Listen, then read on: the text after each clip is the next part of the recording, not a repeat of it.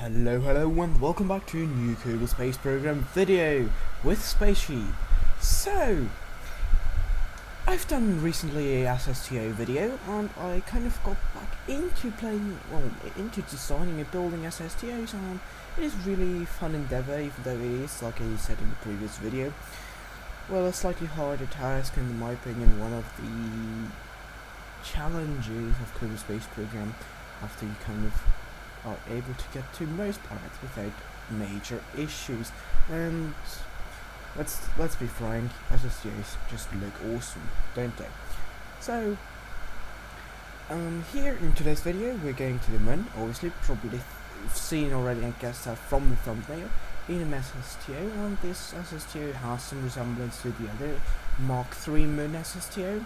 However, I've designed this one up from scratch, and well, actually, to be honest with you guys, it is still somewhat in development.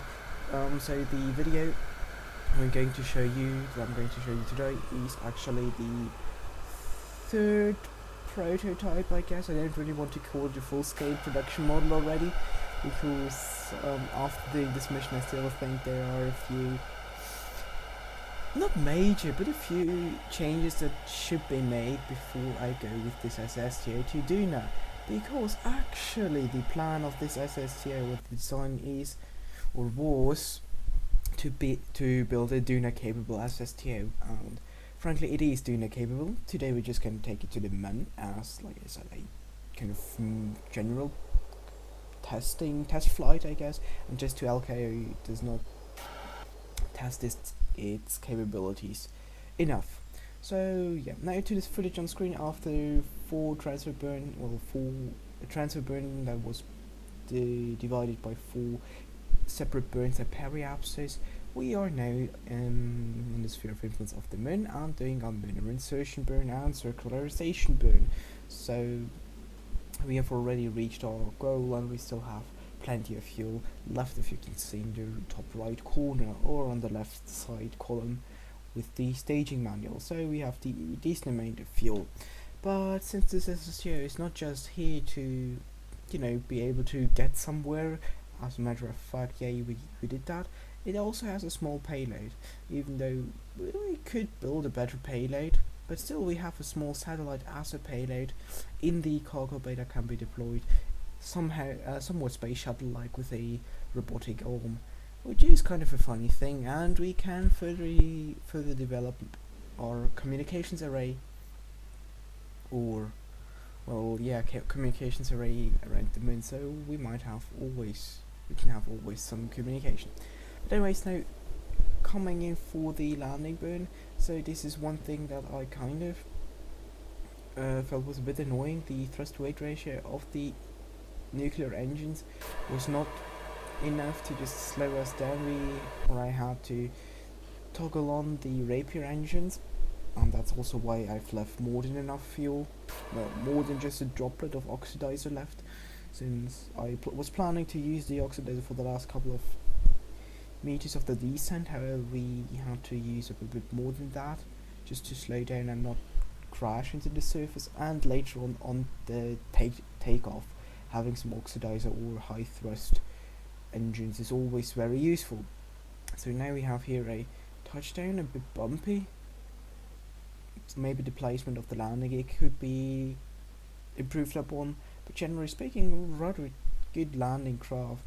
And with the RCS we didn't have too much trouble to flip it around before touching down onto the wheels. So yeah.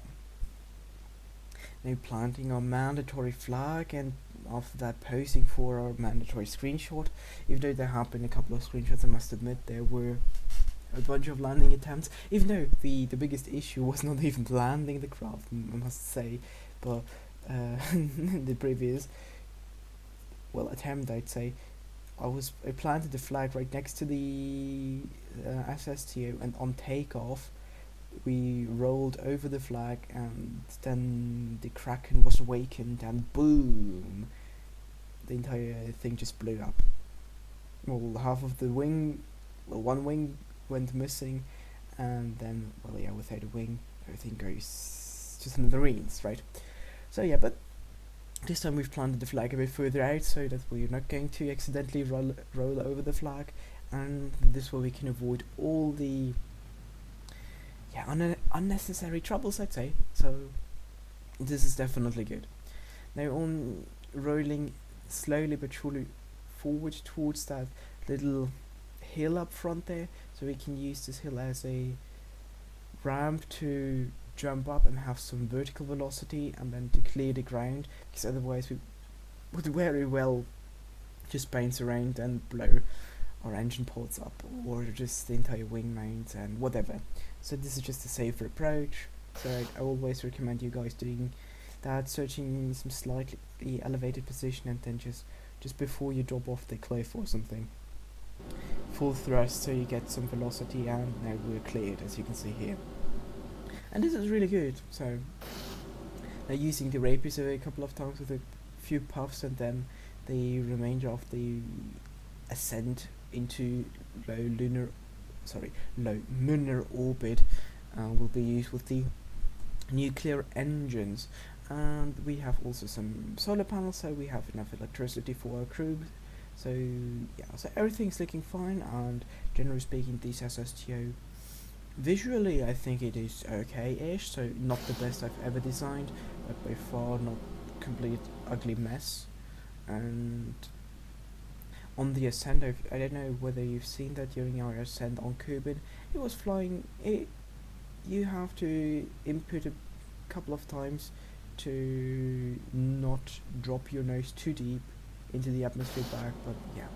Now here on the ascent from the Mun, we came a little bit close to that kind of rock, well, mountain I'd say actually, and we smacked one of our nuclear engines accidentally against the wall, so we're down to 3 nuclear engines, and apart from halving our thrust weight ratio right now, making the ascent even more time consuming, we will actually have another issue later on during re-entry, but I'm not going to touch upon that just yet.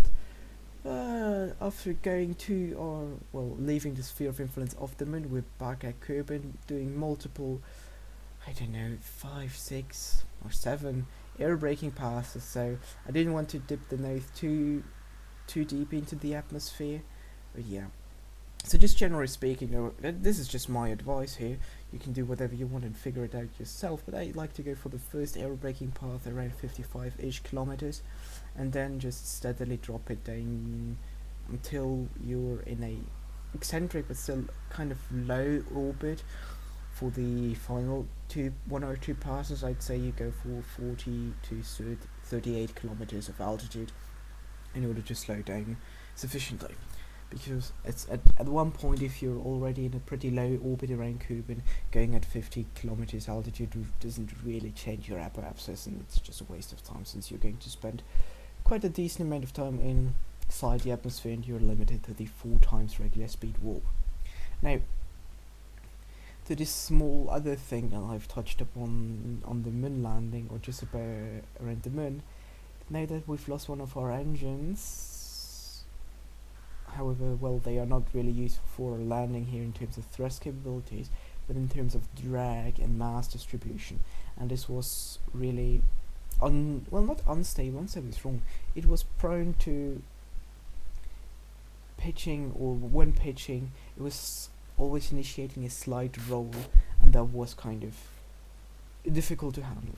Now onto the landing approach itself, I was planning to go to the KSP, but we overshot by, well, I guess 2 oceans, because now we're passing right through the continent, well, where I'd say the first ocean ends, and I've tried to fly back, but fuel wasn't quite enough to fly all the way back, so we're going to land at our regular destination, or regular drop out point from orbit. And here on the landing you can see as well that the imbalance has a, well, affects our balance obviously, and this is also one of the things that I would still say needs some improvement, the landing gear placement and the engine ports on the very side. But apart from that, I thought I'd still show you this Mun SSTO, since it is capable of doing it. If you're able to land at the KSP, probably you won't even need to crash land, So yeah, on this note, thanks very much for watching, and until next time, Spaceship, signing out.